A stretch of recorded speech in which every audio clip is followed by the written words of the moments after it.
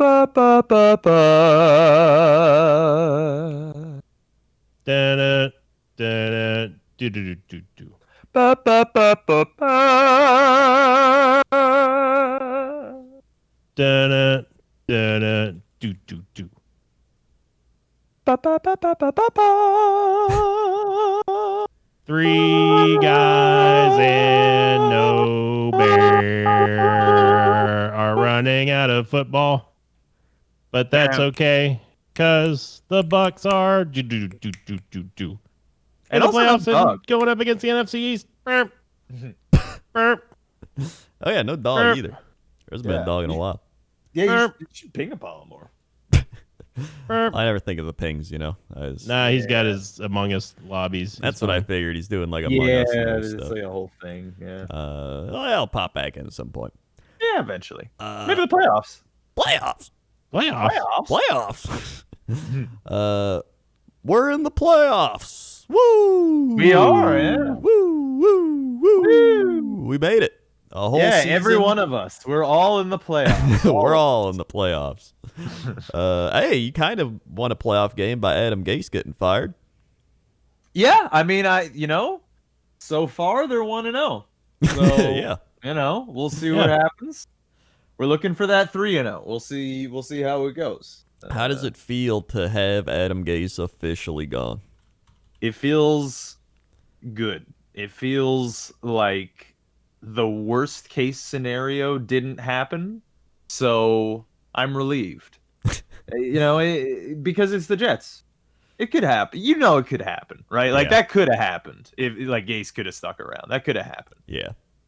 Thankfully it didn't. And I'm glad. It's hard. It's because it's just like I don't know yet cuz who the fuck like This feels like wasted time, Yeah, it was completely wasted time. And it was wasted time on like literally that entire rebuild from 3 years ago.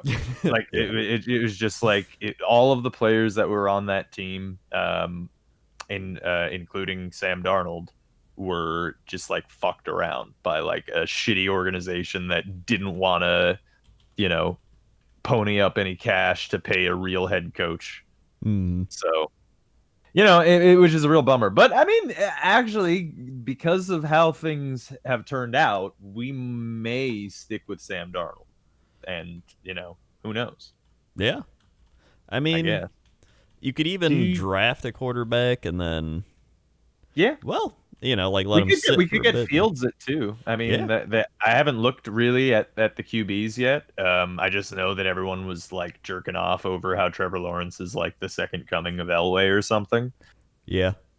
But I don't know. Well, even in that college football championship game, like Justin Fields was like balling out. Yeah, he was doing better than Lawrence, right? Yeah. But I don't know how well that translates to NFL. It's one of those things where like I don't know. I feel like ESPN and the sports pundits craft this like mythology that there's some sort of Rosetta Stone to understanding which players are going to be successful and which players aren't, and if they find the right analytics, they'll find the right thing, the right number to determine that. But like I think it's flawed from the premise because it like relies entirely on the individual player. Whereas like, I mean, look, if Sam Darnold had gone somewhere else, like if Sam Darnold had gone to the Steelers, you think he would have had the same kind of statistical evaluation that he has right now? Because I don't think he would. If he had a different set of circumstances, if his conditions were different, then it would be different. So like, it's one of those things where it's just like, scouting prospects is always a crapshoot. It would always be a crapshoot because it's just like, well, he's really good at playing football, but I mean, who knows, right? Yeah, I was even watching a thing on Tom Brady. It's like some like ESPN documentary thing, and it was like, there's a scout, and he's like, really, you don't know anything until you get the player like in your building and talk to him and like watch him do everything. Like aside from that, you're kind of just swinging the bat and hoping to hit something. It's the same as anything else, right? Here you go, Rob. Breaking news here as of today, Coach. Uh-oh. About 25 minutes ago. Jets GM Joe Douglas non-committal on Sam Darnold. We've got, quote, a lot of decisions to make. Douglas was non-committal on the Jets' supposed franchise quarterback, suggesting that a decision won't be made on the former third overall pick until the New York Jets find a next head coach. Quote, look, we've got a lot of decisions to make. I think Sam's going to be a great quarterback. I'm excited to get a head coach in there. Go through our process, Douglas said. Continuing, I had a great conversation with Sam yesterday. I won't go into specifics, but I think Sam has a very bright future in this league. We're going to get a head coach in there, and we're going to get together, and we're going to talk about quite a few decisions. I'm excited about Sam, end quote. I mean, here's the thing. I know you read that incredulously, but the thing is, I don't think it's a foregone conclusion that Sam's gone. Because the thing is, I mean, what do we? Okay, so say the only scenario in which Sam Darnold is gone. Well, there are two, I guess. Well, I guess there could be more than that. There could be 10, 15. There could be lots, but 20, 25. Yeah. There certainly could be lots, but I mean, it would be like either we take Justin Fields or another QB at 2, and then he's probably gone, or we get some dumpy old veteran in free agency to like hold the fort for a couple of years. Maybe Fitzpatrick comes back. I don't know. And then Newton. It could be. I don't know. And then probably Sam Darnold goes for draft capital. Alternatively, we accept that next year is going to be a wash and we're still building, which is, I mean, come on, let's be honest, is probably likely.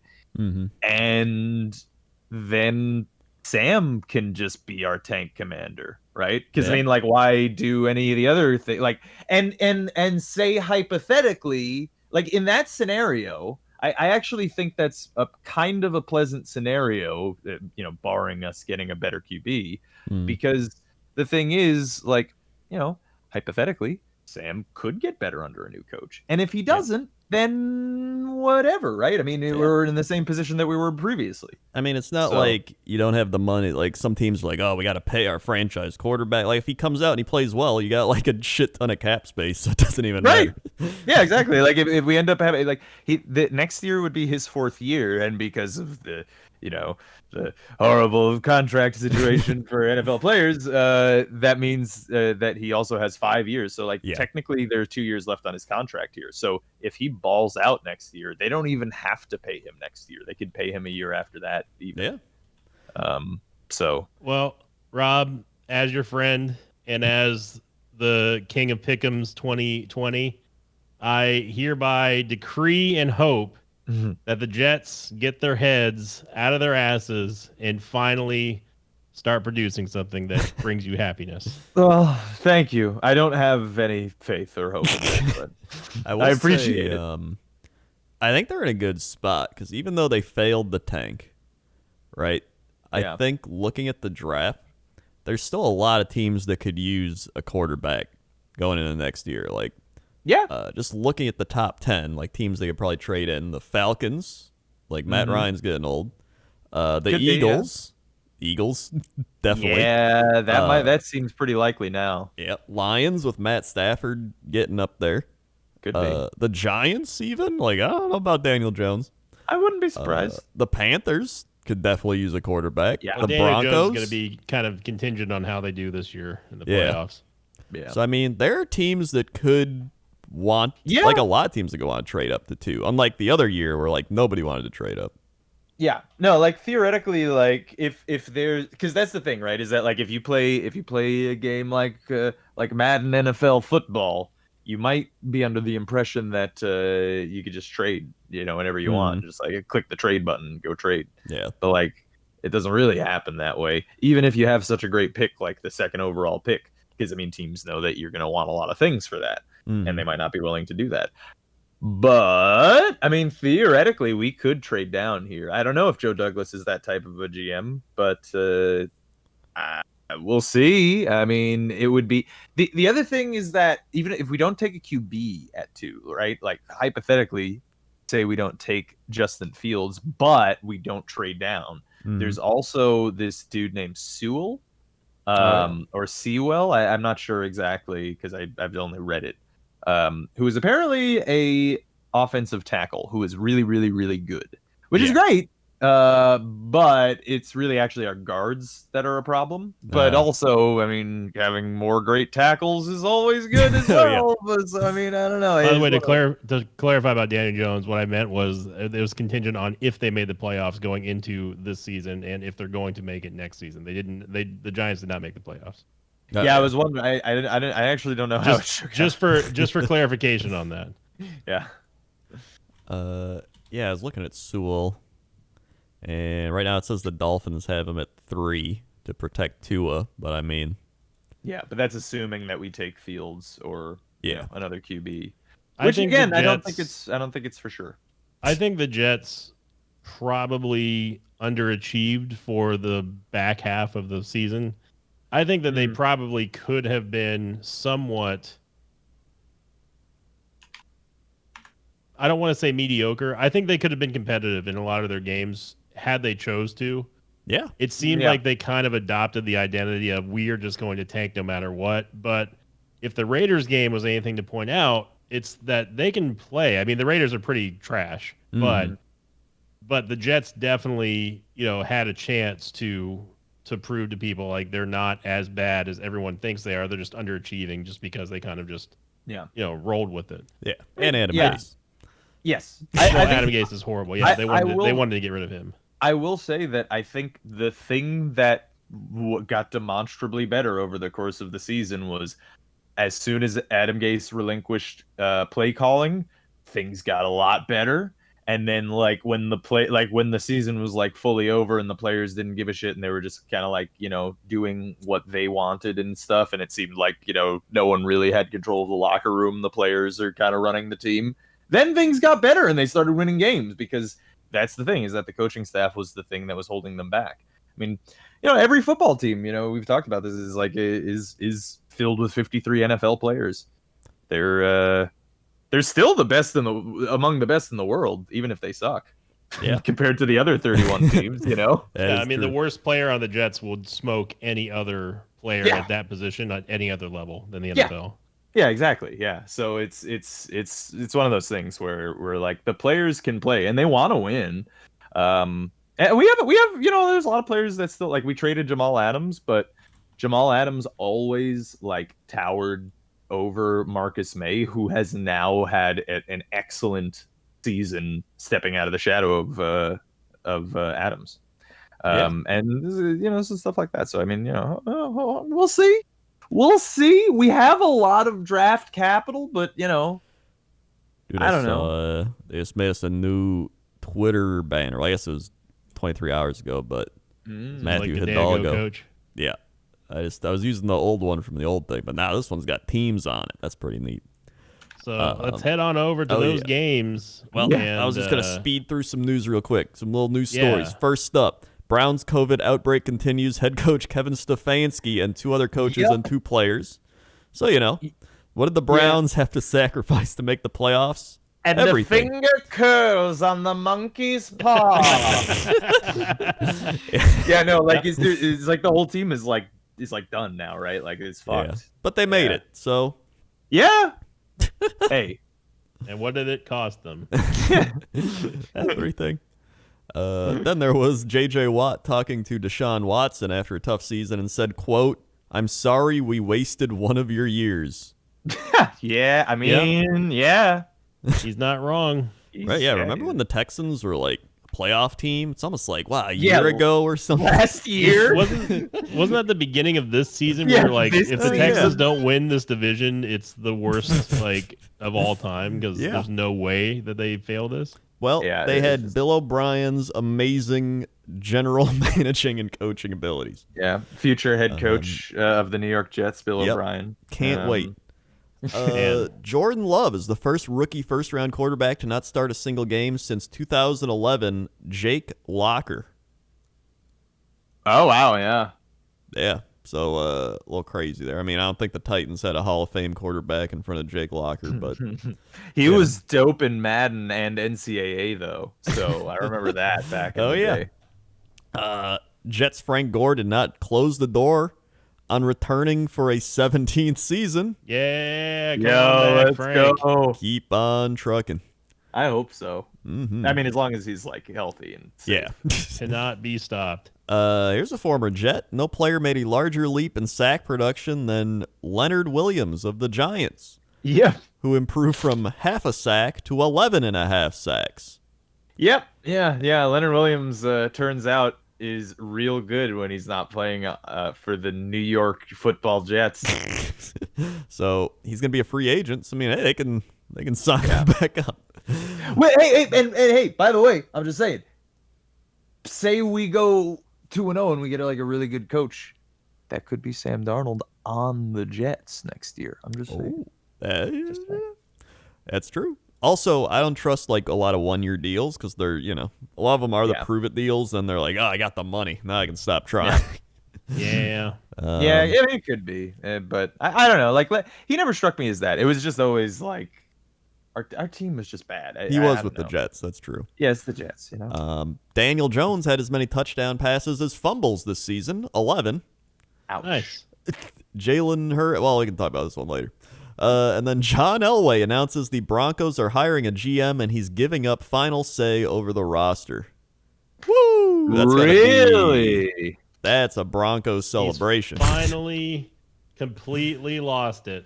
Wow. He lost his last marble. Wait, so hold on. My one condition is drafting the tallest white quarterback in the upcoming draft. The question Give then me your tallest and whitest quarterback. the question then becomes for me, what the fuck is his job then, right? Like, because that was his whole job, was to come in, like years ago, was to come in and be the president of football operations in Denver, right? Yeah. And then like run the management of the team, hire the staff, hire the GMs and the coaches. I guess that's what he does now, is just hires people.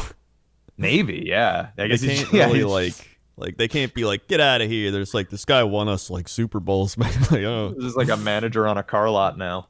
Yeah. So all right. I mean, hey, that's still good for the Broncos. They now will have a real GM. Yeah, maybe they'll actually draft a QB who's not, And the final thing, as we know, the Chargers fired Anthony Lynn. Did they? I didn't know that actually. Yeah, well, as you might have not known, Chargers fired Anthony Lynn.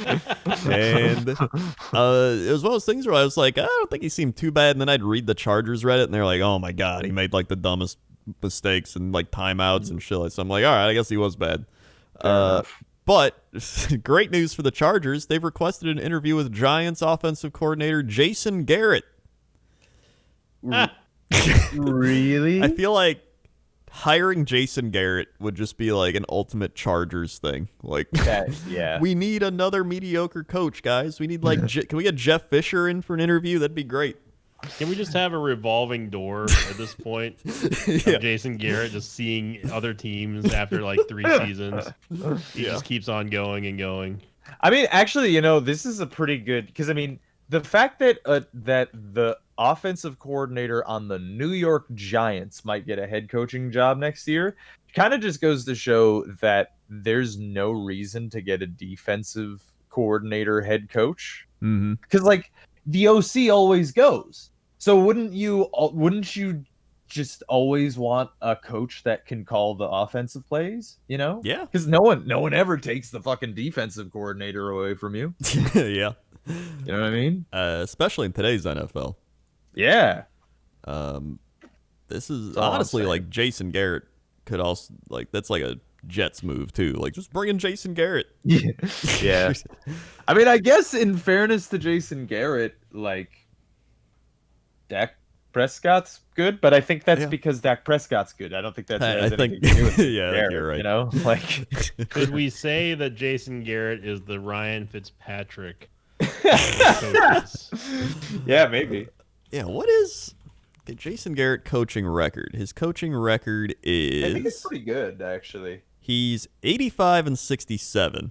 Yeah, that's pretty good. Like, it is pretty good. I'd say his issue here is the majority of seasons he goes 8-8. Like, he does have Jeff Fisher, like, ability right there. And what is Fitzpatrick's career win-loss?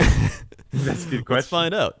Ryan. Yeah. I would imagine losing, to be honest. I don't know. We'll I see. bet it's close to 500. It is 59, 86, and 1. All right. Well, that's Yeah. pretty. Okay, so maybe Jason Garrett's not the Ryan Fitzpatrick of coaches. Yeah. Granted, when you're signing Ryan Fitzpatrick, you're probably not going to have a winning season. Yeah. So, he's gonna do great for the first 4 games. Yeah. He's gonna wear like a Russian mobster outfit and then just never be seen again on your field. Yeah.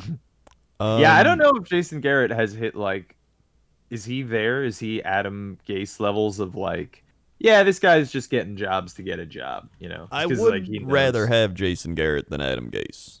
Me too, frankly. Oh, who wouldn't? But don't actually wait. Hold on, football gods. Don't take that as a monkey paw. Stop it.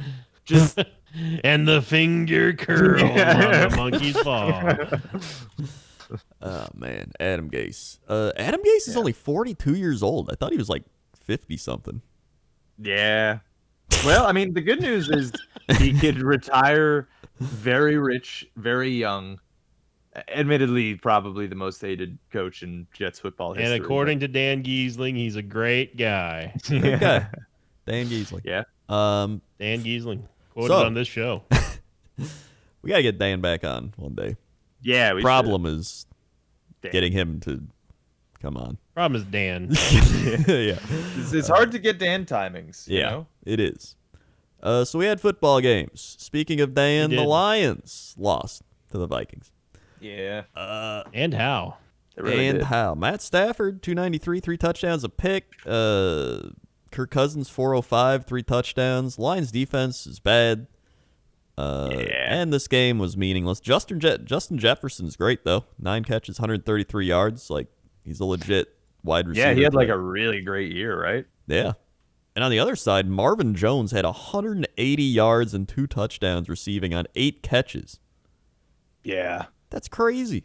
That is wild. 22 yards a catch on 8 catches.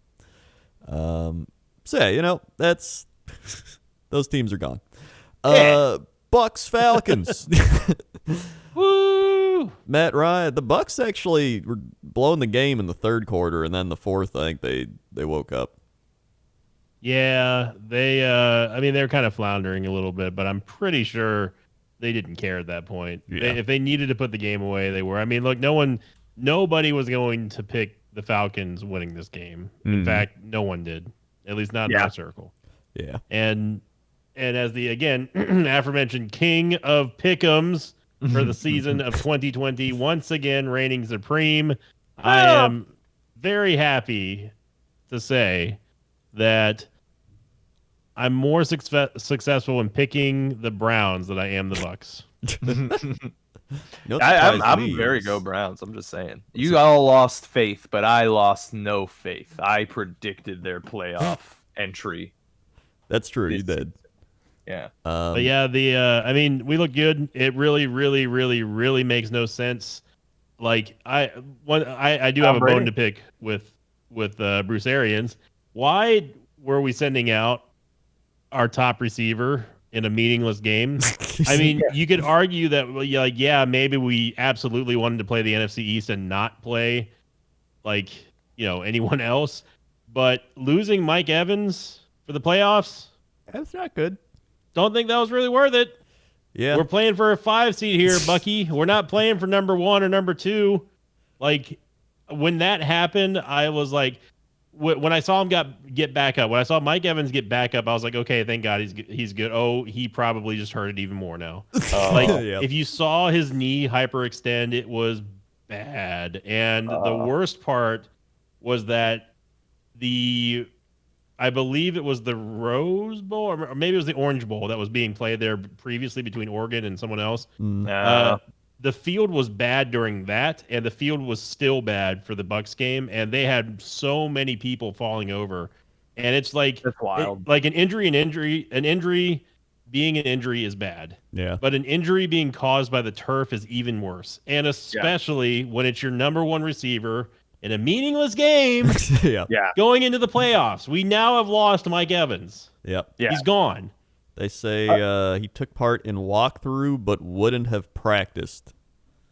So not great. Also, they're without Devin White for the wild card game, which is not good. Yeah, I mean, like we needed to have. Thank God Godwin is playing. First off, Yeah, and he is not. Like I like Chris Godwin more than Evans. I think that Godwin and Brady have been hooking up way better than Mike Evans has with Tom Brady. So I'm happy that he's playing.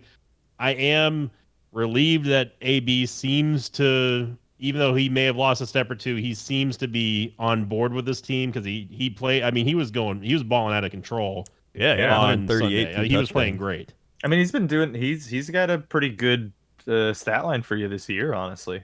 Yeah, no, I mean, I can't really complain other than I just hate the dude. But but like I'm really happy that Mike Evans was at least able to get the record before he hyperextended his knee. Yeah. Because he became the first player in NFL history for 1,000 receiving yards in 7 seasons in a row. That is nuts. That is for wild. 7 seasons. He's number one. He's the first player to do it ever. But my God, it was not worth losing him for the playoffs. Now, and we'll get to Pick'ems in a little bit, of course. But like, do I think the Bucs will lose to Washington? No. Will it happen? I hope not. Because I really hope that Evans is fine for the next week when we inevitably are probably going to have to go play Green Bay. Ugh. Yeah, it's gonna be interesting. Fun Todd Gurley fact this game. Here we go. 9 carries, 18 yards. 18 yards. Brian Hill, 94 yards on 9 carries, a little bit better. Yeah. Matt Ryan almost rushed a quarter for what Gurley rushed he did. for. By running for like 1 yard. 1 yard. Yep. So yeah, Falcons, they'll be picking top 5. I think top 5, right? I think they got like the they are 4th. Okay, yeah. So we'll see what they do. Oh, okay, no, never mind. I was looking at their picks and I was like, oh, they're fucked, but they're not really. No. Go Bucks. Go Bucks until they play the Packers. Then we had Jets, Patriots in a meaningless battle of madness. Well, here's the thing. It wasn't meaningless because literally until that game, there was no reason at any point during the season to root for the Jets. At certain points, it was like better to root against them. Mm-hmm. But that was the one game where the Jets had any kind of meaningful reason to win, which is just, bragging rights over our most hated rival. And it played out exactly as I expected, which is that they just failed and lost. Which is great and very Jets, and I rested my Pick'ems record on it, and it seems fair and right that I lost on that, And I picked the Pats and was the only one to do so. Yep, that you were. Cam Newton actually threw 3 touchdowns this game. I think that's like more than he's thrown all year. Yeah, Bill Belichick just like really hates the Jets. That's the thing, is that like he really hates us. I think out of all the teams in the AFC East, the Jets are. I mean, he just despises us more than any other team, I think, in the game. Yeah, honestly. I think also this goes to show the Patriots had like 10 players sit out this season. They had they lost Brady, all this stuff, and they went 7-9. Yeah, I mean. Yeah, that's. I mean, are like any of their players like considered by NFL standards like Pro Bowlers or anything even? But they're still 7-9. Maybe like a couple defensive players, but like, I don't know. Like to put that in perspective too. Like let's look at Cam Newton's stat line. Their starting QB had 2,600 yards, 8 touchdowns to 10 interceptions. Yeah. And actually, I mean, you know what? In fairness to Cam, he scored fucking 12 rushing touchdowns this year. He did run for a lot. That is actually the most since literally his rookie year. That's wild, actually. Wow, that is wild. I do have injury update on Mike Evans, though, Coach. Is updated today. After an MRI to determine the extent of the injury, the Bucs can breathe a sigh of relief. The MRI showed no structural damage. It was a hyperextension. I saw him. This is Bruce Arians. The MRI showed no structural damage. It was hyperextension. I saw him in the training room a little while ago. There's very, very little swelling. He'll be day to day. He is listed as unclear for Saturday, which I've never heard the status of unclear, but Haven't either. Well, that does sound. I doubt he will play though. I really doubt he'll play. Yeah, no. I hope he does, but I hope he doesn't. Kind of. Yeah. I mean, yeah, if he's gonna sit any game in the playoff, this is the one, right? to sit. Yeah. Then we had Bills, Dolphins. Bills really just taking it to the Dolphins. I mean, this was bring him out behind the tool shed and just beat them senselessly. Yeah, Dolphins were like, I think we can sneak into the playoffs here. Yeah. So Tua, 361, 1 TD, 3 interceptions. They kind of just had a running back by committee thing going, and that didn't do great. Devontae Parker did all right, but they actually had a couple picks, like Byron Jones, Xavier Howard had some, but Josh Allen, 224, 3 touchdowns and a pick, and then they took him out of the game, and still were fine. Yeah. So. Yeah, I mean, it's a bummer. But, I mean, at the end of the day, I don't think Dolphins fans are probably that upset. I mean, you would be upset because you missed the playoffs in a way that sucks because you lost to a divisional rival in the last week of the season, and that caused you to lose. I mean, that sucks. But it was an accomplishment they even got that close. Yeah. Right. There's that, and the other thing is they have the 3rd fucking overall pick, dude. Like, it's like this isn't even the kind of like shitty mediocrity that you're punished for. Like, they have the 3rd overall pick. Yeah, and the Dolphins fans, you guys and gals can rest easy. Your next season's going to be an absolute banger. By the way, they have the Texans' 2nd round pick as well, which is also the 4th of the 2nd round. So they have the 1st and 2nd. They have both their firsts, so they pick 4th or 3rd and 18th, and the 2nd they pick 4th and 18th essentially. So I mean, they have. Well, let's see. Is it 5 picks in the top 100? I think it is. Is it 5? It's definitely 4. Yeah, they have a 3rd round pick. Yeah, so they have 5 picks in the top 100, which is, I mean, that's huge. Yeah. Well, especially because it's 4 in the top 50. Right. Yeah. That's insane. Yeah. No, that's wild. Bill O'Brien, folks. Bill O'Brien. Yeah. So yeah, it sucks for the Dolphins, but they'll be fine. They got it's the Woody Harrelson crying into his money meme. Like, not that sad. They're very sad. Then we had the Browns beat the Steelers. They did it. They're in the playoffs, even though they're all sick. Yeah, and they have to beat the Steelers again. Yeah. It's basically like the evolved form. They beat the Steelers backups. Yeah. They beat Mason Rudolph, which he did. I mean, he threw 2 TDs and a pick, 315. It's not bad for backup numbers, but Big Ben's a little better. That's So congratulations, Browns. The playoff streak playoff-less streak has ended.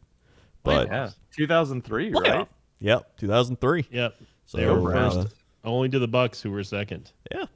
Hey, I just want to say, compared to the rest of the people on this podcast, I never took the Browns are still my second team. So I'm going to be rooting for them as if they're my playoff team here going in. I'm excited for the Browns. I'm still on the bandwagon, baby. All right. Yeah. I never stopped. You never stopped. Never stopped. Then we had the Giants beat the Cowboys, who I locked. Thank you, Cowboys. Thank you, Ezekiel Elliott. 42 yards on 14 carries. You'll love to see it. Just an all-star out there. Mike McCarthy just using him great. And Andy Dalton, 243 and a pick. Not a great game. And although Andy Dalton ran 7 carries for 48 yards in this game. yeah. That's hilarious. That is pretty funny. The Giants, oh my God, so many sacks. Dalvin Tomlinson had a sack. Kyler Fackrell, former Packer, had a sack. Leonard Williams had 3 sacks. And Blake Martinez, former Packer, had a sack. So, I mean, Giants defense was just balling out. I think the Cowboys just need some offensive linemen, you know? I think that's what they need. Yeah, and they need Dak back. And Dak back. Yeah, that'd help a lot. And a defense. But, yeah. So, you know, that was essentially a meaningless game because Washington won. You guys think Andy Dalton's going to start somewhere next year? Yes. Where, though? The New York Jets. Unironically, he could. Yeah, I think he could. Yeah, it really legitimately that could happen. I wouldn't gonna be on the that market. mad, really. Like if that's the route that we end up going, I don't know, but I think he could. I think he's still gonna be a backup, but I think he's like, you know, he's ready to come in and take over like any second, kind of like a Fitzpatrick thing where he's like, "Up, I'm ready to go," and they put him in. If it's not, I think Andy Dalton has at least some element of a Ryan Tannehill quality, where like if you put him in the right situation, he'll be like a quality starter for you. Yeah, like he went this year 4-5, 2,100 yards, 14 TDs, 18 interceptions. Like, that's not bad. That's I mean, you know. Yeah. You said 18 interception. It's only 8 interceptions. Unless I misheard you and you did say 8. I okay, did say fair 8. enough. So yeah, I mean, honestly, I think he's you know what you're getting with Andy Dalton, I think.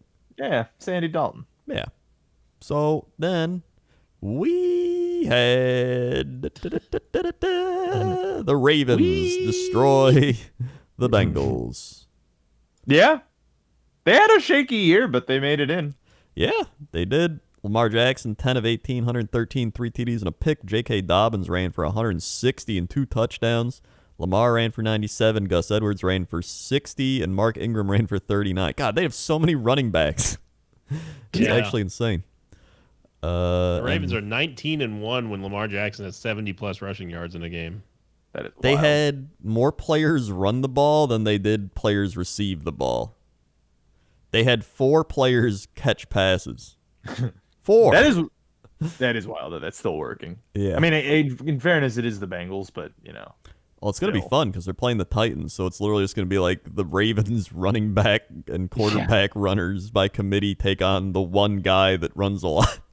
So it should be fun. It's a rematch of last year. So.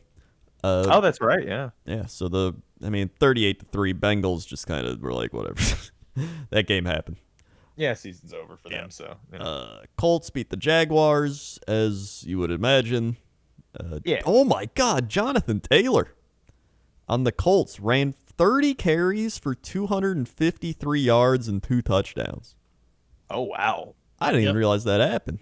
He's gonna be on a lot of top fantasy picks. On the boards next year. He definitely is. Oh my God, that is. I did not know he ran for 253. He was averaging 8.4 yards a carry.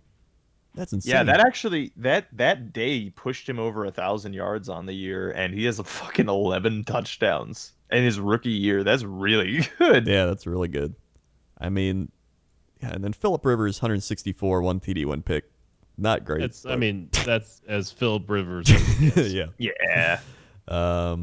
But still, I think the Jaguars, they're not in a bad spot. They still have plenty of good players. Like, they have good receivers.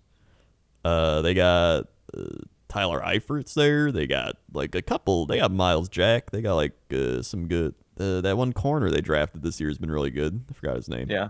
Well, I mean, the Jags also have like the first overall pick and like a shitload of picks. So I mean, they're good. They're gonna, in theory, they should be like, if it is the case that Trevor Lawrence is like the dudeliest dude that dudest the land, then in theory they should be a playoff team next year.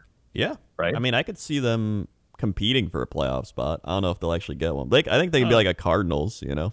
They're going to be greatly improved. I'm not sure if Yeah. they'd go straight to the playoffs. I think the though. AFC is too difficult to just when it was when the if Trevor Lawrence is the guy that he says or that they say he is, then all those other previous guys did that. He is I who mean, we say he is. if he went to like the football team or the NFC East, I'd say yeah, he's gonna make the playoffs. But like Yeah. the AFC is just a lot more difficult to play in. That's true. That is true.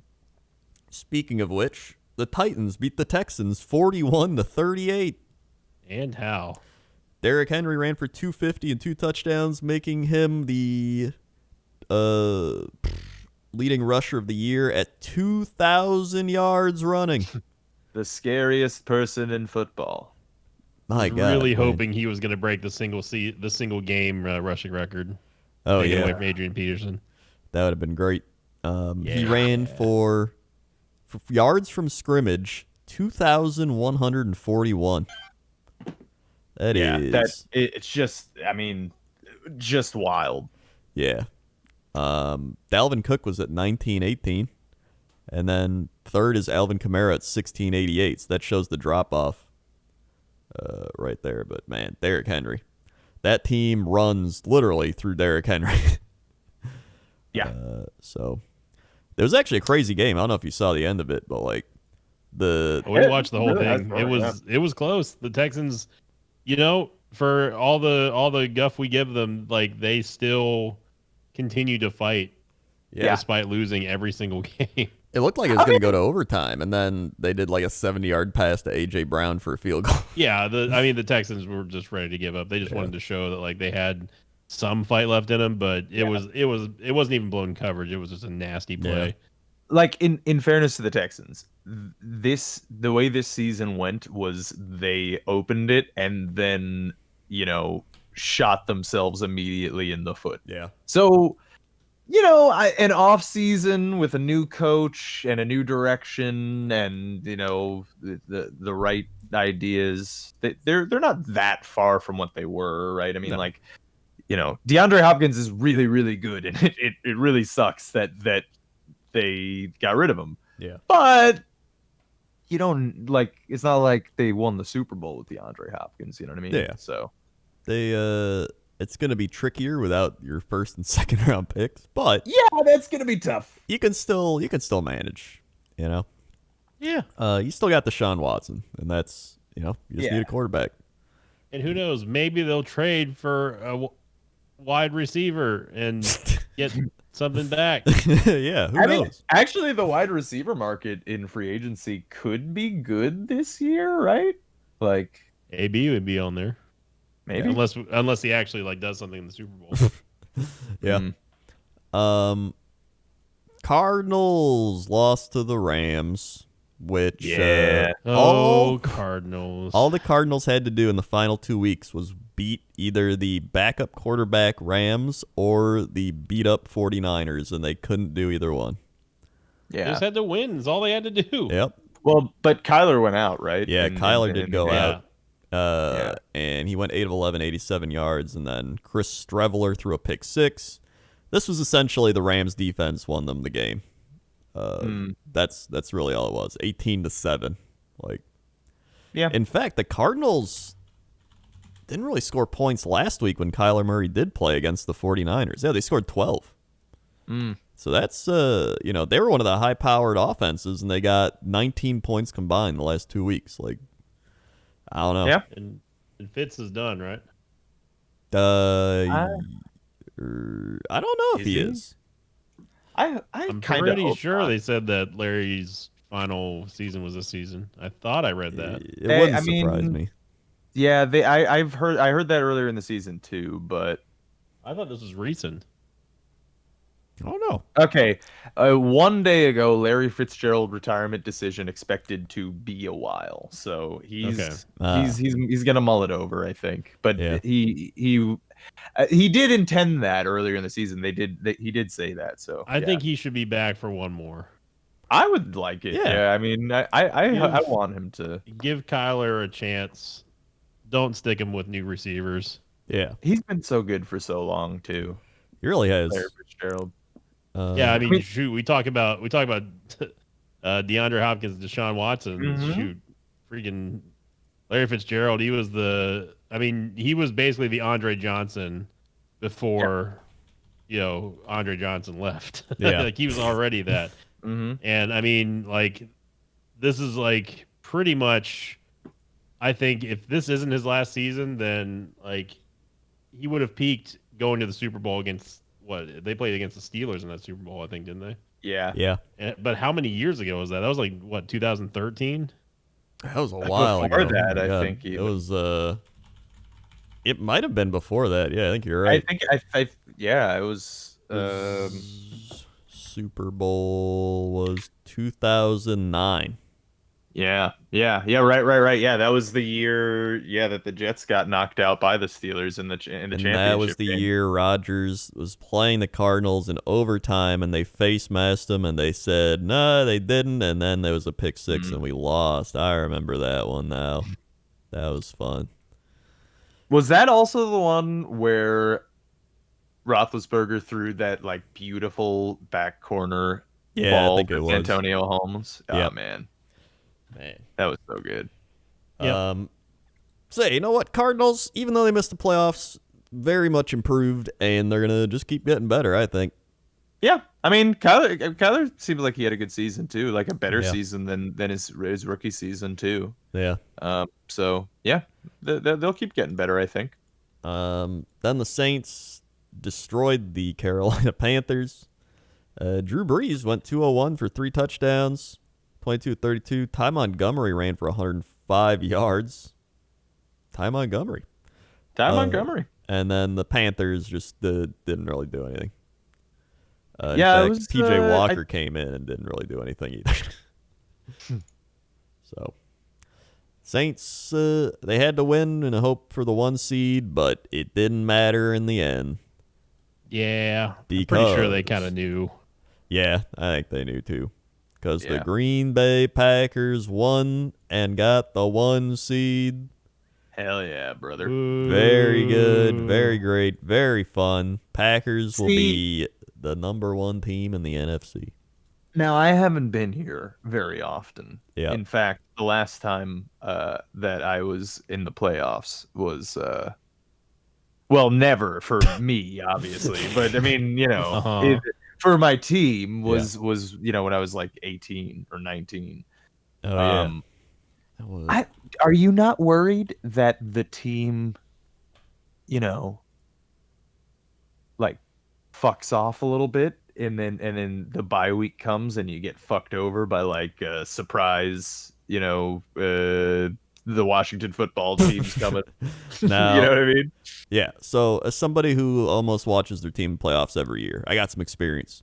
All right. So there was 2011 where the Packers got the bye week, played the shitty Giants that were like 8-8, but they were like rolling, and they came into Green Bay and they just destroyed them. Granted, I do think Mike McCarthy's coaching probably did not help that game. Then there was last year where we had a bye week and we played the Seahawks in Green Bay and we won and we looked great.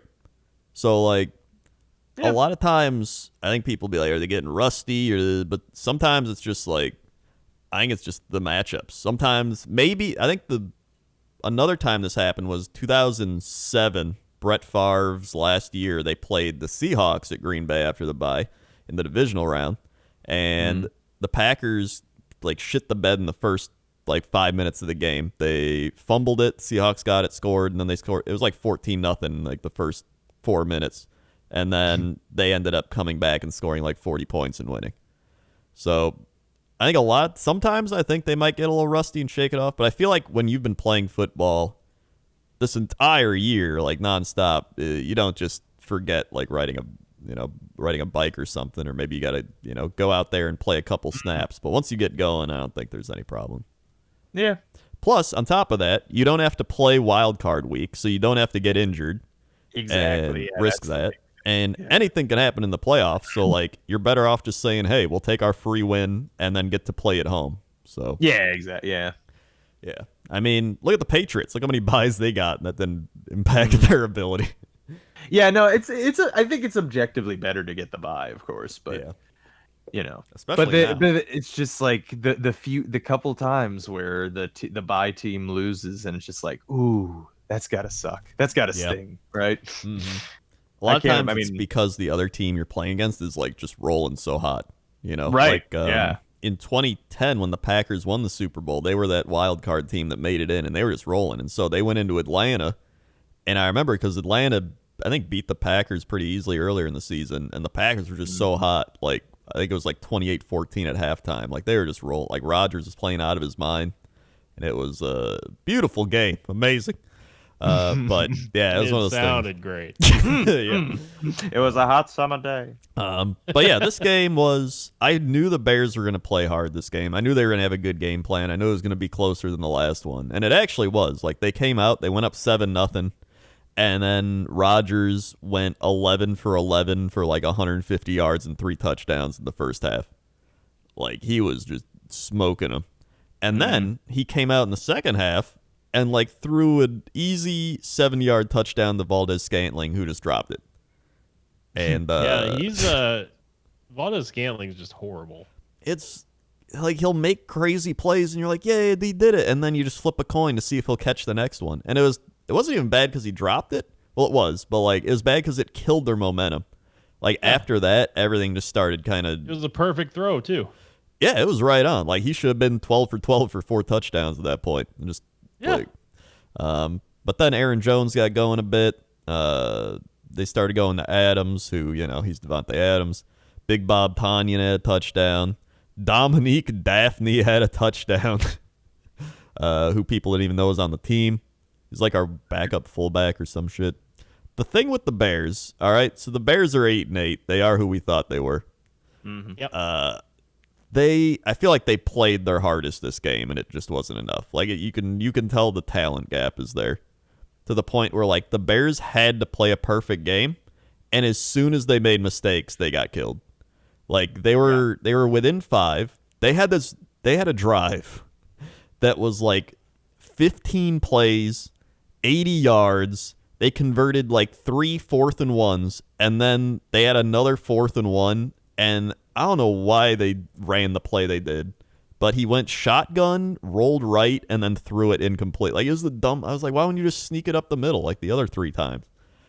I don't understand what they were doing, but it happened.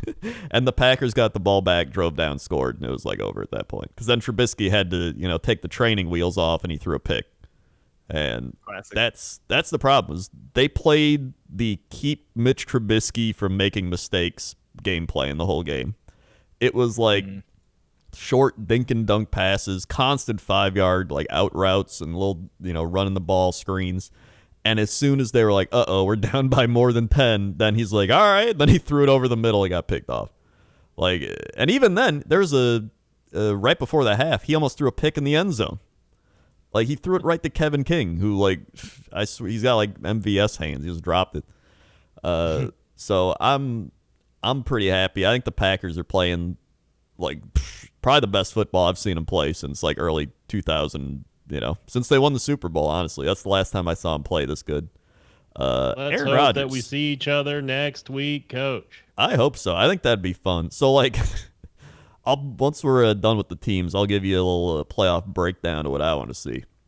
Playoffs. But Aaron Rodgers, final numbers of the season, kind of insane. 4,299 yards, so pretty much 4,300 yards, 48 touchdowns, 5 interceptions, and a 70.7 completion percentage. Yeah, no, that's wild. Yeah, okay. He second in completion was Drew Brees at 70.5 and Watson at 70.2. But Brees only had 24 touchdowns, 6 interceptions, and Watson had 33 and 7. The big number there is, did you say 48 touchdowns? Yeah, 48 touchdowns. Yeah. The only other two in the 40s were Wilson at 40 and Brady at 40. That's close to the record, right? I mean, the records are like 50, 51, 2, and 3, right? Yeah. In fact, I think it was like that's the highest amount of touchdowns with the lowest amount of interceptions since Aaron Rodgers in 2011. I think the only other person there is Peyton Manning. Wow. And Jameis Winston threw 30 interceptions. He threw 30 interceptions in one season. By the way, remember, like Russell Wilson, even though he threw 40 touchdowns, he ended up with 13 interceptions. So, I mean, he ended up throwing a lot of picks. 30. It's just one of those things where, like, the MVP will come down to him and Mahomes, but I feel like they're going to give it to him just because of, like, such a comeback year comparatively. I mean, Tom might be in the discussion too a little bit there. I mean, he could be, but I still think they would give it to Rodgers just from stat points. Well, yeah, Rodgers deserves it for sure. Yeah, From a stats standpoint, yeah. Yeah, I mean, Wait, how many touchdowns did Mahomes throw this year? I didn't look. He had Sorry. 38. Oh, I mean that's still a lot. It's still a lot. It's still like he still got amazing numbers. Like he threw more yards. He had a lower completion did sit his percentage. Final game. He did sit his final That's game. true Yeah. too. Yeah. I think the difference is towards the end. He had a couple like mediocre games in there, even though they still won. He didn't do as good. While Kind Rodgers of floundered kinda- against the Bucks in the second half. Yeah. So, I mean, either way, it doesn't really matter who wins or whatever. It's just kind of whatever. But it's I'm happy. I'm riding high, and the Bears get to play the Saints. That's funny that the Bears are in at 8-8 and play the Saints. It actually is funny. The Bears, like Bears radio and Chicago radio, I've been listening. They're just like, it's either people being like, we got to the playoffs, that's kind of neat, or people being like, I wish we just missed the playoffs. It would kind of be better, right? Like they're gonna have the 20th pick. Yeah, like It kind of sucks. and they're not gonna win the Super Bowl. Like you just No. there's the Although, by the way, I was gonna mention this. I was looking at someone made a good point in the Jets subreddit during the conversations about like drafting a QB. That QBs taken in the top in like the first 10 picks that are playing in the NFL right now, there aren't that many, and of them, they're not that good. They're like not guys that are just like, wow, I really, a lot of the players like were taken outside of that position. So when you're looking for a QB, I don't know, maybe the old standard thinking of like the top 10 picks is the way to go. Maybe not, Yeah. I don't know. I'm dreaming. All right, I'm dreaming. Maybe I'm trying to help out the Bears fans too. Yeah, there you go. They could use some. It's one of those things where like, I saw it coming. Right, everyone's like, dude, I think Trubisky's turning a corner. I'm like, he just played the Texans and the Jaguars. All right, like, calm down. And he came to life this game, doing an amazing 33 of 42, 252 yards and a pick. What a game. What's really funny though is that magic scenario I was talking about is still possible here. They could do it. What if the Bears go all the way? They're not. They're not, Rob. I mean, but when I said this earlier in the season, and you were like, they're not going to make the playoffs, in the same dismissive tone, is all I'm saying. Now here's partial reason why. Okay, they're banged up. Roquan Smith got hurt. I thought you were just gonna say they're bad, and they're bad. Darnell Mooney, who's like actually having a pretty good game, he got hurt. Cole Kmet got hurt. I mean, the whole strategy to beating the Bears was what I assumed the Packers would do. It's you take out Allen Robinson. We have Jair Alexander, who actually ranked like number 1 in corners. So we literally just shut him down. We had our safeties playing great, and we just stopped the run game. So Montgomery, 69 yards, 22 carries. You just shut him down. And then all they can do is like little dink and dunk passes. And then when he actually has to make a play, he can't. Like, I saw Trubisky stats that are actually really bad. It was something, they brought it up on the radio, so I don't remember exactly. But like, if Trubisky has to throw over 10 yards, it's like not good. And if he has to throw over 20 yards, it's just not good. It's even worse. His brain just melts. It's something like if he throws over 20 yards, he has a 15% completion percentage with like 20 interceptions and like 4 touchdowns. Like it's really bad. It's like insanely bad. And I think the problem is that the Bears know that. And it's obvious that they know it because they came out in this game not throwing downfield, and they still couldn't win. Yeah. Like, it's... Well, look, all I'm saying is the circumstances have arrived in which Nick Foles is the backup to a team in the playoffs. Yeah. You know, I don't know. That is true. I don't know what's going to happen. I mean, I would love to play the Bears again if they beat the Saints. I'd much rather play the Bears than the Saints. I'll tell you that much. Imagine being a Steelers fan this week, right? Yeah, that's true. So yeah, that game happened. Very, very happy to get the 1 seed. Feeling good. Chargers beat the Chiefs in the game where Chad Henne started. But he actually didn't do bad. He threw 218 and 2 touchdowns. Look at him go. Yeah. Chad Henne, he's still alive. Yeah. And Justin Herbert, 302 and 3 touchdowns. So, I mean, it's pretty good. He had a great rookie season, right? He really did. In fact, probably one of the better rookie seasons we've even seen. Yeah. He had 31 touchdowns, 10 interceptions, 4,300 yards. Yeah, that's and a 66.6% completion percentage. Like, that's really good. What the hell? What did Rivers have last year? Was it like that? Because yeah, what did Rivers have? Let's see. I don't think so.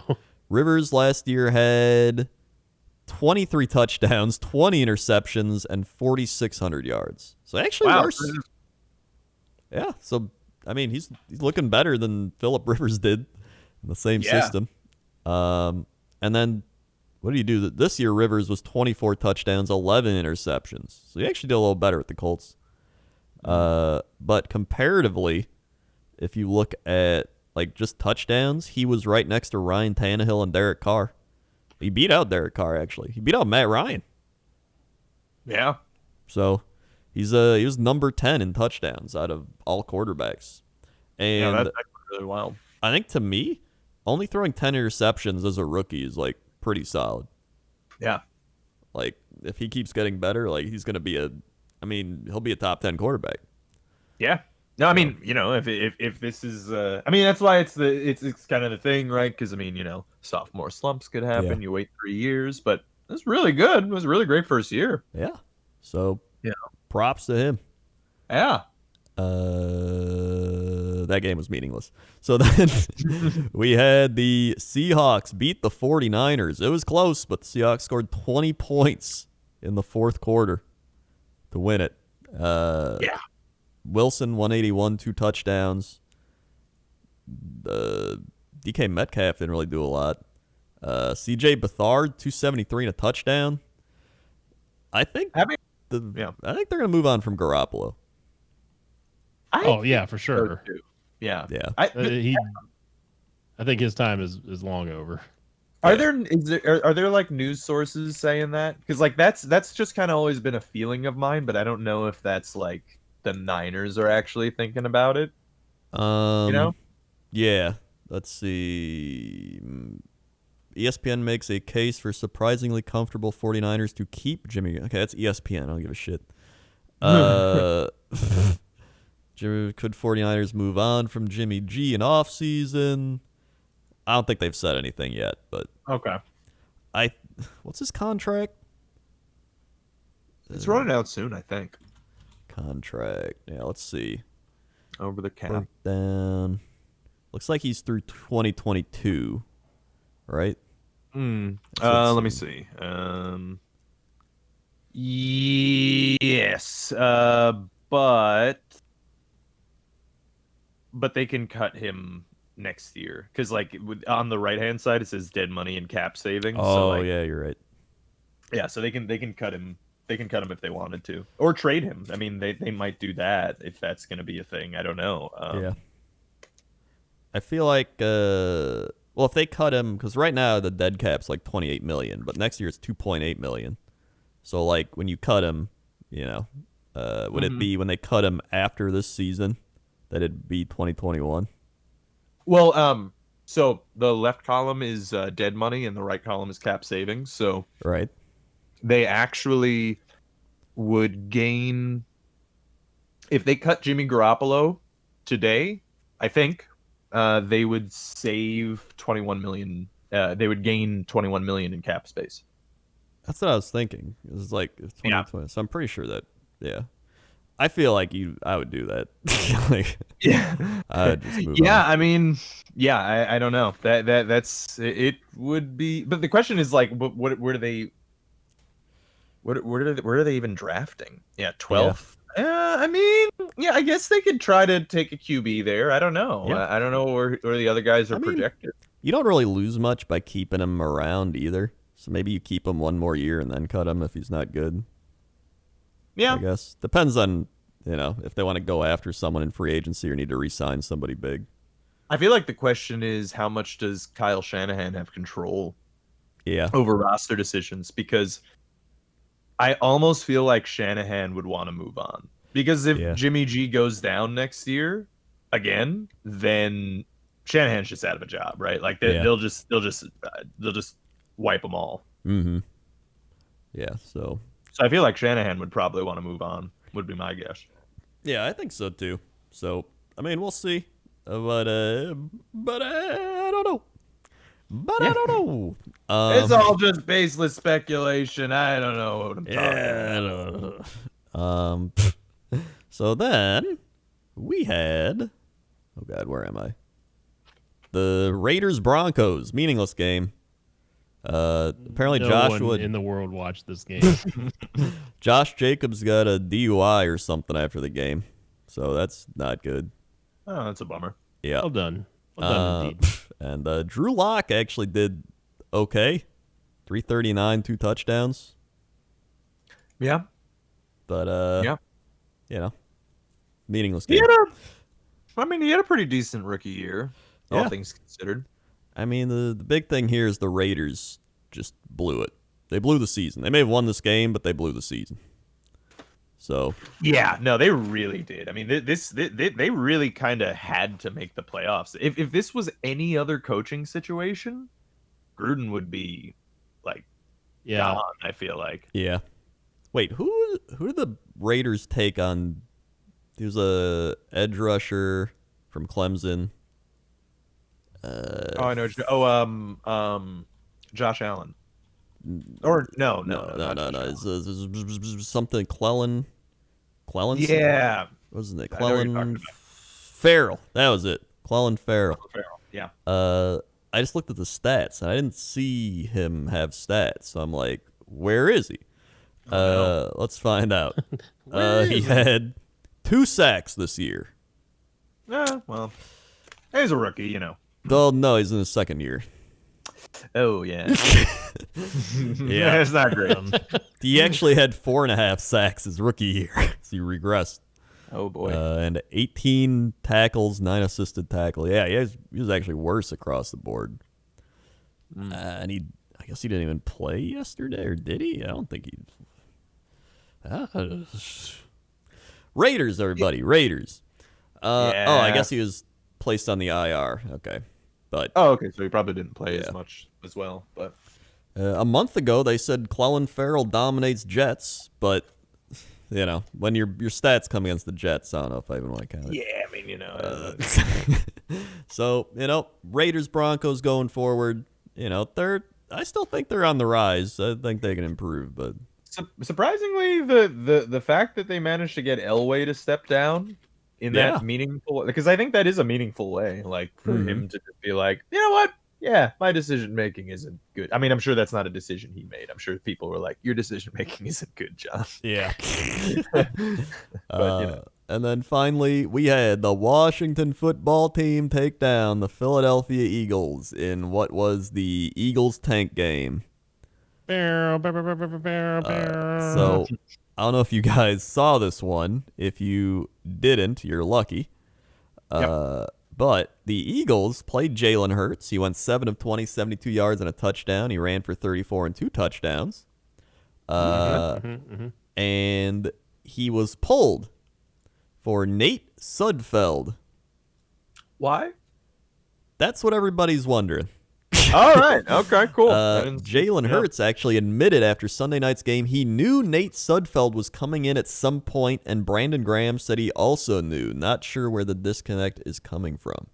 So it looks like they were just ready to hit a point and then just be like, all right, ensure the draft pick and just put him in. So the Giants were mad because they're just like, what the shit? We wanted to get to the playoffs, but maybe win more than 6 games, and then you can do that. Yeah, and plus, I mean, like, do the Eagles really want to help the Giants? Yeah, like, Eagles don't give a shit. Yeah. Like, really, the Eagles do not care whatsoever. Yeah. I mean, if they both, if all the players knew it was going to happen, I mean, whatever. Fucks over Vegas, I bet, though. So that's it funny. definitely does. And it made the game not good to watch. And honestly, I mean, Sudfeld got put into a bad situation. I mean, you're going against like one of the best defensive lines in football. Yeah. But I mean, 5 of 12, 32 yards and a pick. It could have been worse. He could have been like the Broncos guy. Like he at least, he got some passes. Hey, yeah. I mean, look, he was up against the playoff team, Washington football team. I'll have you know. Yeah. So. The Washington playoff team. Yeah, incredibly. Yeah, it's just amazing that Washington football team is in the playoffs. Yeah, Alex Smith, the playoff-bound Washington football team. Oh, it's so Alex good. Smith was 162 yards, 2 TDs, 2 picks, but still way better than anything else the football team had. Antonio Gibson had 75 yards running, and the defense really just carrying the show because they are very good. So, honestly, I think it's going to be a close game with Tampa Bay. I think Tampa Bay wins it, but I do think it's going to be close. All they have to do is score more than like 20 points. That's all they got to do. All they got to do is just score more points than the other team. Then they're going to get the win. I'd be worried about Antonio Gibson, man. That guy carried me through my fantasy football championship this year. So yeah. He was good. Yeah. I mean, good for the football team. I'm excited for him. I think it's gonna be a good time. Good time. Yeah. Eagles, however, they're rebuilding kind of. I don't know what they're doing. That was all the games. Woo! Yeah. Woo! Sinvicta hit us with some power rankings. Here we go, Coach. Quick power rankings because it's already getting late. Here we go. All right. My mouse cursor has completely frozen on the Bible of the internet, Coach Krendor. Yep. Here we go. Gonna have to restart Chrome here, Coach. Don't worry about it. It's just no problem here. We just got to go back to the old power rankings on the NFL powerrankings.com power rankings. Here we go. Top 5. There's been some moving and some shaking, and by that I mean none. Robert. Chiefs. Coach. Packers. Robert. The Bills. Coach. The Steelers. Wow. Robert. The Seahawks. Did you guys miss the note about it hasn't moved at all? Ravens. Coach. I don't remember what Ravens. I said last week. Yep, and Rob for the dunk. The Saints. I already said the Saints.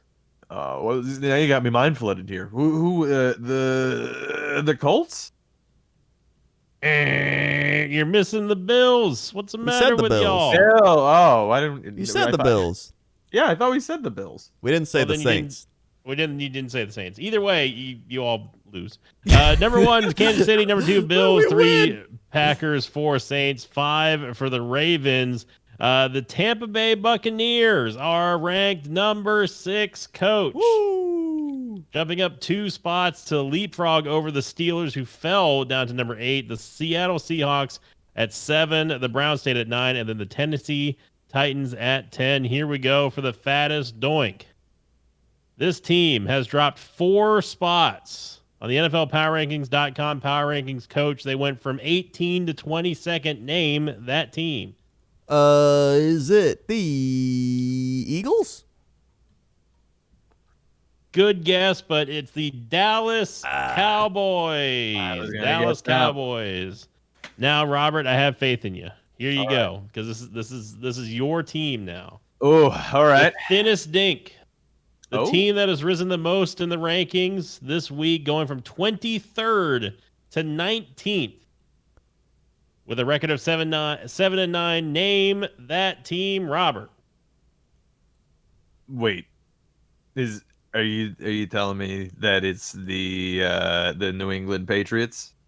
It is indeed the Minnesota Vikings, going from the 23rd to the 19th spot. I'm really sad that you didn't pick your boy Kirk Cousins because he's on the Minnesota Vikings for now. And the Vikings actually leapfrogging the ranked 20th Atlanta Falcons, sitting at 4-12. But despite that, they're still ranked above the San Francisco 49ers, sitting at 6-10 at the 21st spot. Now, Coach Krendor, here we go. Yep. True or false, Coach?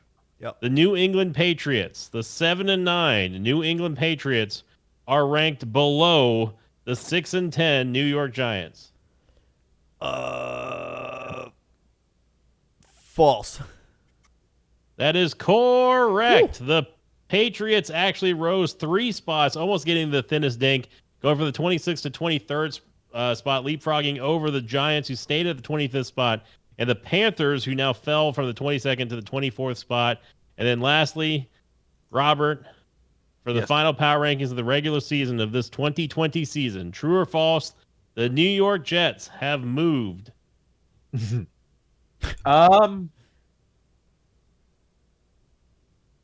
True.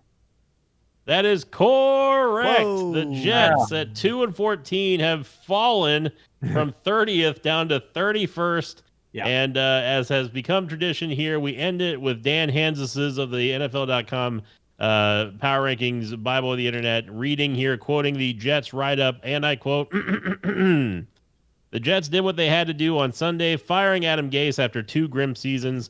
Gase failed in so many aspects of the job, but his biggest shortcoming was in the area he was supposed to be an expert. The Jets finished dead last in offense in each of the past 2 years. The organization now begins what could be a protracted search for a new sideline leader, and team CEO Christopher Johnson said Monday that a general manager, Joe Douglas, will lead the hunt. This is a prudent move. Douglas is well respected in football circles, and he should be paired with a coach he will feel comfortable working alongside. Riding the longest playoff drought in the NFL, beleaguered gangrene fans need their team to get this hire right." Yeah, actually, I didn't mention that, I think. But they're changing, I hope. It's not like fully confirmed, but the idea is that Joe Douglas is going to be our John Elway for the time being, at least, where he controls all the things, and he'll pick the coach and decide how all that works, and, you know, who decides what and what now. So, and like the Johnsons are going to stay out, which is good in theory, but you know, they're billionaires, so they'll do whatever the fuck they want, you know. So. Yeehaw. And that's the power rankings. Back up to Coach Rob in the booth. Dun-dun-dun. Dun-dun-dun. Well, I thought I'd quickly go over the leader of the stats, some of the main stat categories real quick. Most passes attempted, Matt Ryan. Most passes completed, Matt Ryan. 626 and 407. Deshaun Watson, most passing yards, 48-23. Rodgers, 48 passing touchdowns. Another fun fact, the Packers scored more touchdowns than they did punt the ball. 46 punts this year to 48 touchdowns. I always feel like your fun fact section has a lot of Packers fun facts. It's basically the Packers fun. Another fun fact, the Packers have scored 19 straight times on goal-to-go situations. Woo! Red zone offense. Also, back to the thing. Longest pass, Drew Lock, 92 yards. That's great. Most passes intercepted, Drew Lock and Carson Wentz, 15. Sacked, Carson Wentz, but Watson right behind him at 49 to 50. Russell Wilson is 47. Watch out, playoff Russell Wilson. He's going to get sacked. Pick sixes, Matt Stafford, 3. Game-winning drives, Ryan Tannehill had 6. 2027 rushing yards for Derrick Henry, 17 rushing touchdowns, Derrick Henry. Yeah, I feel like that's more game-winning drives for Derrick Henry, possibly. Yeah, probably. I don't know. I'm not. I'd have to go back and watch. Yeah. Stephon Diggs, receiving yard leader at 1535. Devontae Adams, 18 touchdowns, receiving. Yeah, that was a lot of receiving yards. By the way, Travis Kelce was second at 1416. Like a tight end. That's insane. Yeah. I mean, he's basically like prime Gronk. He really is, right? yeah. And he's not even a Packer. And then we had the punt return yard leader is Gunnar Olszewski with the New England Patriots. It's a great name. That is a great name. That's the main reason I decided to do that. Most field goal attempts, Greg Zuerlein. Most field goals made, Younghoe Koo or Younghoe Koo. Younghoe Koo, yeah. Yep. And most interceptions, Xavier Howard with 10 on the Dolphins. I think that's the first time anyone's had 10 since, I think, Antonio Cromartie, from what I heard. Yeah. He used to play for our team. Oh, man. He did. We used to have Revis and Cromartie. Real football players on the defense. Oh, it was so good. It was so good. And LaDainian Tomlinson was playing back then. Those were the days. That's true. TJ Watt, 15 sacks, led the league. He also led the league in tackles for loss at 23. Who thought? He's a good football player. Good job, JJ Jr. Yep. That was some of the rumor, right? Is that like JJ Watt might want to go to the Steelers because his brother. And all that and also the Steelers. And that too. And they're a good team. Right, yeah. It's like a win-win kind of for him. Yeah. Also, the most punts blocked, Ty Long blocked 3 punts. That's actually impressive. 3 punt blocks. Yeah, that must be schemed. That they must have some kind of good play designed for punts. And the only other guy with more than one, Britton Colquitt of the Minnesota Vikings. Oh, wait, these are punters. So actually, these punters suck. All right, never mind. So he had 3 of his punts blocked? Yeah.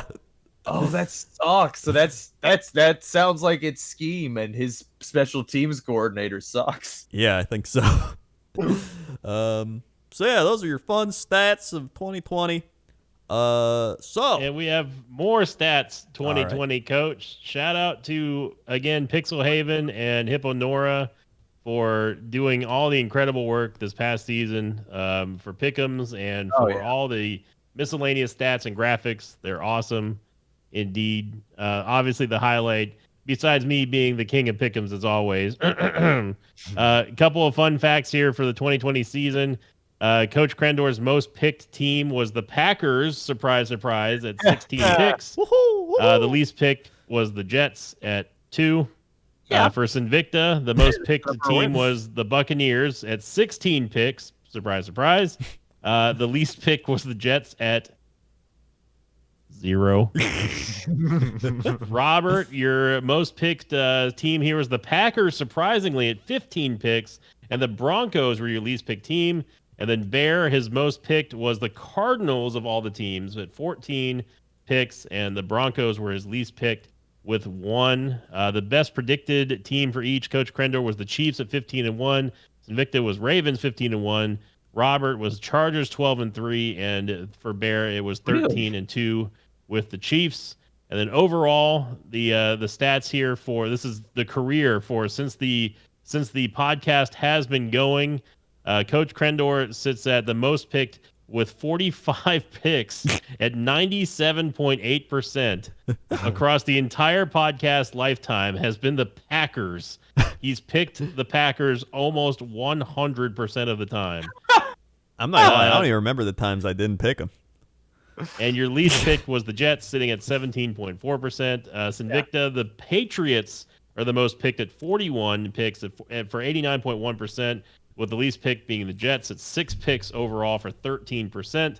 Robert, your most picked of all time is the Seattle Seahawks at 38%, which amounts to 86.4% of all your picks. Your least pick was the Broncos, tying what happened on the 2020 season. It's 7 picks for 15.6.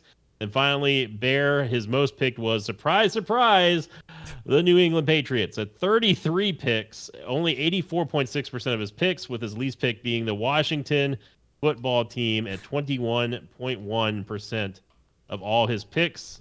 And for the worst, the best seasons, it's all gone to me. So I have the best career record.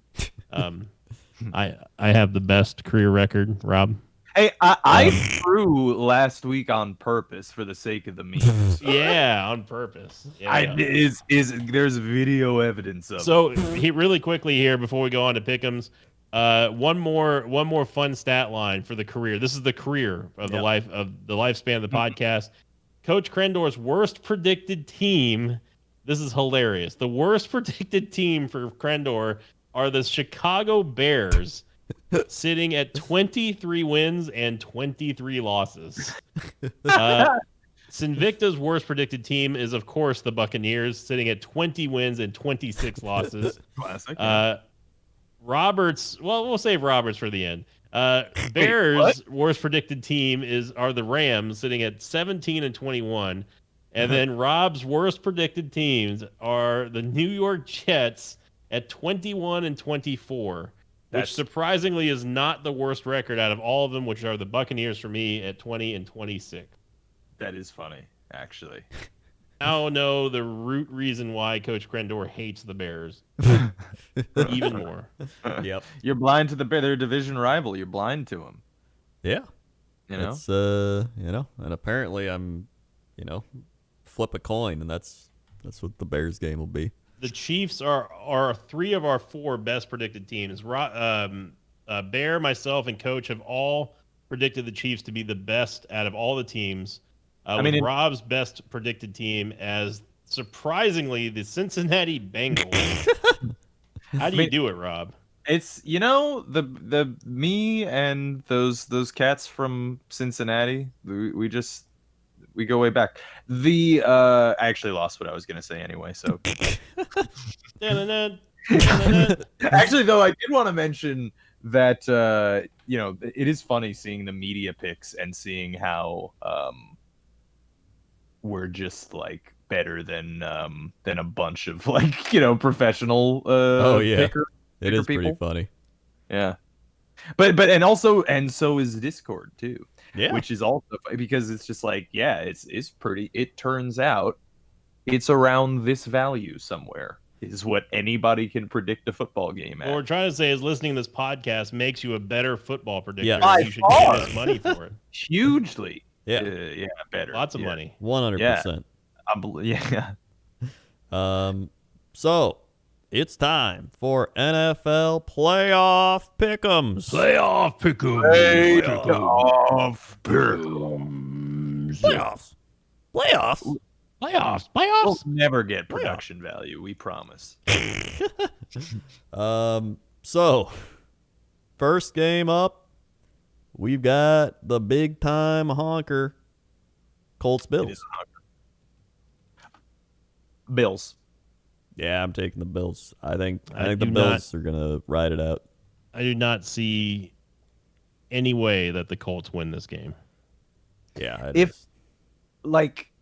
the Bills are such a weird team for me because they're technically a division rival, but I kind of view them as like, you like them. Yeah. I do like them. I do like the Bills, kind of. It's like how the Lions in my division, I'm like, hey, you know what? They could use some happiness. Yeah, exactly. I hope the Bills do well. But I mean, I hope it's not at our expense for the next 20 years. Yeah. But I mean, I hope it's like a tempered well. It's like I hope the fans get some, recourse for the horrible hell that they've suffered for so long. Yeah. Patriot hell. Mm-hmm. So yeah, I'm taking the Bills here. Then we got Rams at Seahawks. Other way around, actually. Seahawks at Rams. Oh yeah, you're right. No. Wait, is it? Yeah, no, it is. It's Rams at Seahawks. Yeah. Is it really? Yeah. Google has it in the weird. Uh-huh. Yeah, Seahawks won the division. Yeah, and I've already stated that I will never pick the Rams again. So Seahawks. Oh Yeah, yeah, Seahawks. in fact, I'm going to lock the Seattle Seahawks. Oh, okay. I don't think Jared Goff's even playing, and this Right, that's true. Yeah. Yeah, the Seahawks they're gonna win. Yeah. Buccaneers football team. Sinvicta. Rob. Look, I'm taking the Buccaneers, but I'm gonna be honest with you, man. I'm worried. Uh-huh. I'm just saying, I'm worried. Worried. Just win it. Well, Call we're up- going to. Call up Bruce. Give him a pep talk. Well, we're going to win because they're 7-9 and they're named the football team. If we lose this game to Washington, I will not pick the Bucs for the first half of next season. All right. All right. I'll forget that, but I'll forget it too. I will but- too. But the viewers will hold you to it. No one watches this. I'll take the Bucs. Man. I'm gonna take. Are there any wacky game? You know what? There's no wacky game. I'm taking the football team. What? Wow. I don't even think they're gonna win, but I feel like they've got some sort of meme magic, and there's really no other meme games I can take here, so I'm taking the football team. What are you talking about? You have the Bears. That's what I'm saying. I'm not picking the Bears. Then take the Browns. I'm not taking the Browns either. I think they're gonna All lose. right, well, enjoy your loss then. I will. I bet you Raven. 250 Twitch subs that they don't lose. I do not want to bet on the football team. All right. Well, then take the Bucs then. I'm not gonna take that because I feel like there's like a 10% chance they win, and I'm betting on that 10%. All right, fine. Enjoy your loss. I will. Listen, I'm already at the bottom. Ravens Titans. It was actually a tricky one. You know I what? mean, My gut said Ravens, so I'm going with the Ravens. my gut says Ravens, but Tennessee's got Yeah. Derrick Henry. Yeah. Yeah. And the Ravens defense is not good against Derrick Henry. Yeah. But they also have Lamar Jackson, though. But the Titans, I think, who has the better defense? Is it the Titans I or the think Ravens? the Ravens might. The Titans have given up. Here's the amount of points the Titans have given up the last 6 weeks, actually. 38, 40, 25, 10, Jaguars. 35, 41, 26, and when they played the Ravens, they beat them in overtime 30-24. The Titans' offense is ranked third to the Ravens' 19th, but the Titans' defense is ranked 28th to the Ravens' 7th. But, Wow, I actually didn't know the Titans' defense was that bad. But the Ravens are ranked dead last in passing defense. Yeah.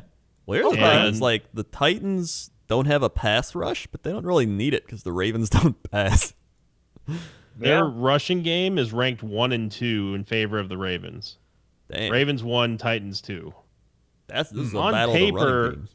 On paper, the Titans win this game. Yeah. My gut says Ravens too, but I kind of want to take the Titans. I think like the Titans are a safer pick. Yeah. Because I think the Ravens are kind of shaky this year. But I think Lamar Jackson's really good. So I think something weird could happen. You know what I mean? I mean, let's not forget that the Titans already beat the Ravens in Week 11. Yeah. It was an overtime. True. It was an overtime. But so the it's close. stats for that game, Lamar was only held to 1 touchdown, 1 passing touchdown, 1 interception, and he only rushed for 51 yards on 13 carries. But Meanwhile, Derrick Henry ran for 133 and a touchdown. Tannehill threw for 259 for 2 touchdowns, 1 interceptions. they are. And Yeah. Yeah, and Tannehill also rushed for 35 yards on 4 carries. I don't know, man. I think the Titans win this one. So I will say, I think the Ravens are like kind of a different team than they were in Week 11 a little bit, because by like at Week 11 they were having some real struggles, right? I mean, Yeah. and then the past several weeks they've kind of hit a groove, and I don't know. If they shut down Lamar in the air, they have proven that they can stop him on the ground. I'm taking the Titans. That's probably safe. I'm gonna flip this bottle cap. Ravens. Hell yeah. I'm sticking with Ravens. Cap. It was my guess. I actually wanted to pick the Titans, so if the bottle cap lost me this game, I'm gonna be pretty mad at this bottle cap. All right, Bears Saints. This one's on Nickelodeon, folks. Yeah, no.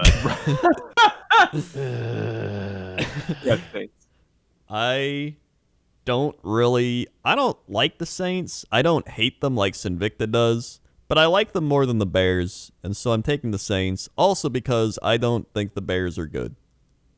I really hate the Saints. Yeah. I mean, to tell you the truth, there's meme potential here. I'm taking the Bears. Whoa! Oh shit! The memes are coming. You might have just cursed Krendor, because it's then if the Bears win. I told him to take the meme pick and he didn't do it. He's countering my memes. Krendor, if the Bears win this, are you afraid? No. Not whatsoever. In fact, I'm actually less afraid than I was last week. So I had a feeling they might lose last week. Football gods, are you listening? Just saying. I'm taking the Bears. I will not pick the Saints in the playoffs. The Packers have beaten the Bears, I think, 19 of the last 22 games. It's pretty bad. They haven't seen the playoffs. But they actually played in the championship, and the Packers won. That's a good point. And it was when we won the Super Bowl. That was a great year. Yeah. Jay Cutler went out. That was when B.J. Raji picked it off and ran in and did the hula dance. Great year. Great year. All right. We got it. Browns. Packers. We're into the Packers playoff win. Browns. Steelers. Browns. Oh, there it is. The Rob Browns pick. I think they can do it. You know what? Here's what I expect. Mm-hmm. I expect everyone's going to think they're going to come in here and they're going to shit the bed. Yep. But they're going to play a really, really tight, high-scoring game against the Steelers. I bet that's what's going to happen. Uh-huh. That's what I'm saying. And the Browns are going to ride it into the next round. And then probably lose, but maybe not. We'll see. Yeah. I believe. Honestly, I think there's a shot they pull this one off. The Steelers aren't perfect enough, Yeah. Like one bad day against the divisional opponent, I think it could happen. I'm just saying. I think if anything makes the Browns lose this game, it's going to be COVID, which would be fitting for the Cleveland Browns 2020 NFL season. Like probably going back, be like, which team is most impacted by COVID? We were guessing like Florida teams, but we didn't even realize the Browns were on that list, Yeah. So you know what? I still want the Browns to win, but I think the Steelers will. Yeah, that's probably true. But I don't know. Could happen. So ideally, all right, I said I was going to mention this earlier. If the Packers want to play the Buccaneers, if the Seahawks win and the Saints win and the Bucks win, the Packers would play the Bucks in Lambeau. And I would actually kind of like a Tom Brady, Aaron Rodgers, Lambeau showdown. I think that'd be really fun, even though I think it might be our worst matchup. But I think it'd be fun. So I think I'd rather have that. But if the Rams, the Bears, or the football team win, that's like an automatic free win for the Packers, in my opinion. And then I think they would just, win that, and then it would be like Packers, Seahawks in the championship or something. or Packers Saints. But either way, I mean, I'm actually pretty excited because most of the time, if the Packers had to go to New Orleans, I would feel very scared. If they had to go to Seattle, I'd be also scared because they'd play terrible on the West Coast. But being able to host the games, I'm feeling pretty good, Mr. Krabs. It's a huge advantage in the playoffs, honestly, I think. Especially in cold weather where, like, you've got a backup Rams quarterback, Russell Wilson, who's essentially struggled whenever he played in Lambeau the last couple times, the Bears, who we just beat multiple times, the Saints, who have Drew Brees' like 80-year-old arm who'd have to throw in the cold and the snow. The Tom Brady's done it, but he is getting older, so I'm like, it's better than playing in Tampa Bay. And the football team, who probably couldn't even score enough points to keep up with us. So I'm not too worried, but I'm always a little worried because, it's the playoffs and you got to be worried. But I'm feeling good. I'm feeling good. And so my pick for the Super Bowl, I'm going to make it right now. Oh, I wonder who this is going to be. It may surprise you. The Green Bay Packers. It's a Bay team. Green Bay Packers taking on the Buffalo Bills. I think that's it. I think that's it. Could be. And I'd have fun with that game. I mean, it could be. Could be what happens. I actually haven't locked, by the way, so I think I'll lock the Saints. Oh, all right. That's a good lock. Yeah. I'm locking the Tennessee Titans. Whoa! That's a big-time lock. Big-time lock, coach. It's also the playoffs, so we can double up our locks, too, Yes, we can. Yeah, we can. My Super Bowl predictions, coach. Yep, Super Bowl picks. They're going to differ from yours considerably. So. All right. From the AFC, I see the Kansas City Chiefs taking it all the way. All right. And from the NFC, to everyone's surprise, I see the Chicago Bears doing it, coach. Yep. Nope. I think that this Super Bowl is going to be it's going to be exactly what this year is, and it'll be the Browns versus the football team. And it's going to be great. It's going to be an amazing game. I can't wait. Be an amazing meme Super Bowl.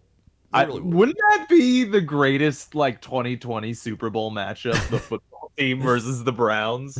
Yeah, and then both quarterbacks get out with COVID, and then it's just a battle of backups. The whole stadium gets out with COVID, and it's not Beyonce. She gets COVID. And then we all die in the hellscape that is the world. But it'll be Packers Bills, so it'll work out. So, maybe. Thanks. It'll be Bucks Chief, coach. All right, he picks the Bucks Chiefs. Browns football team. All right, he's still doing it. Thanks for listening, everybody. We got playoffs. It's going to be exciting. 3 playoff games on both days instead of 2. So at least a couple of those got to be good, right? Subscribe, hit the bell, tell your friends, tell everybody. And and we'll see you next week for the divisional round. By the way, I got a fucking Oculus Quest that arrived literally moments before we started the podcast. I'm so mad. Yeah. Well, now you can play. Stop recording.